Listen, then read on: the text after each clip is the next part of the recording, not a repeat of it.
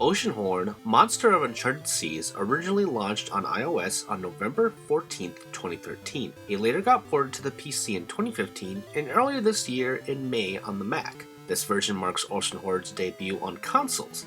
This review is based on the PS4 release, but it's also on Xbox One. With all that out of the way, let's get started. The game takes place in a devastated world after 3 titans ruin the land, forcing the survivors to live out life on a scattered set of islands. Our hero's father disappears one stormy night when he tries to face off against the last titan, Oceanhorn. After he disappears, it's now your task to restore peace by collecting 3 sacred medallions to vanquish Oceanhorn once and for all. It's a fairly basic setup that is devoid of emotion, mainly because the protagonist is not only silent, but also nameless. Plus, the supporting cast lacks any sort of pizzazz as well. It's not so much bad as it is just minimal context for the gameplay. Gameplay of which is like a cross between The Wind Waker and A Link Between Worlds. It has the sprawling ocean and island set pieces of The Wind Waker, with the semi-3D top-down perspective of A Link Between Worlds.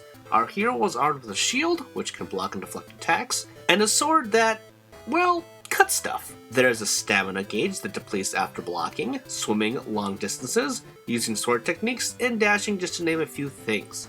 Your health is determined by a set of hearts, go figure, and there's a mana gauge which depletes after spell cast like summoning fire.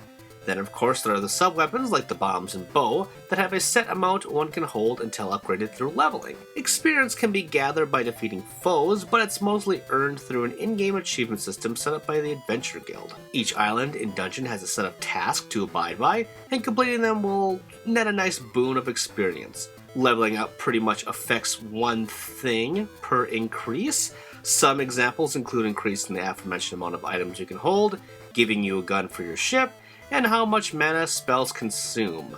Without any kind of guide, it's hard to know what you're fighting for and makes the system feel very arbitrarily complicated, as if it's there to give Oceanhorn a differentiating edge between it and Zelda. Visually, it captures the Wind Waker's lighter, more vibrant color scheme, while the design of the levels is more bite-sized, akin to A Link Between Worlds. I keep on saying those two games, but really, this game really is a combination of those two things. Now, each island has its own set of mysteries, some of which can only be mastered after returning multiple times. While initially it felt great to explore smaller areas in a larger world, after a few quests, it all starts to feel the same, especially the underground levels, albeit with slightly remixed palette choices. I never felt immersed in any environment. The music, I should say at the very least, emulates the strong feeling of a grander adventure. Oceanhorn, Monster of Uncharted Seas is a good Zelda-like, but it comes nowhere near Nintendo's achievements. In saying that, I feel somewhat bad as the team clearly loves the series and tried hard to pay homage. Unfortunately, the ideas aren't fully fleshed out, and perhaps it's because it started on the iOS. The story, characters, dungeons, and bosses all feel lackluster. I actually really did like the game though, and in turn it gives me hope for the recently announced sequel. If Cornfox and Bros managed to learn from the first game's mistakes, I think Oceanhorn 2, Knights of the Lost Realm will be brilliant. As it stands now though, this is still a pretty good game, despite a lot of flaws that I found in it. Did you know that was a ReActionExaminer video? If you liked it, you should subscribe to me to keep up with everything that I'm doing. Also, if you have some other interests, like sex for example, check out Tomops, which is a comedy sex podcast thing wherein my best friend and I check out the weird and abnormal and the erotic.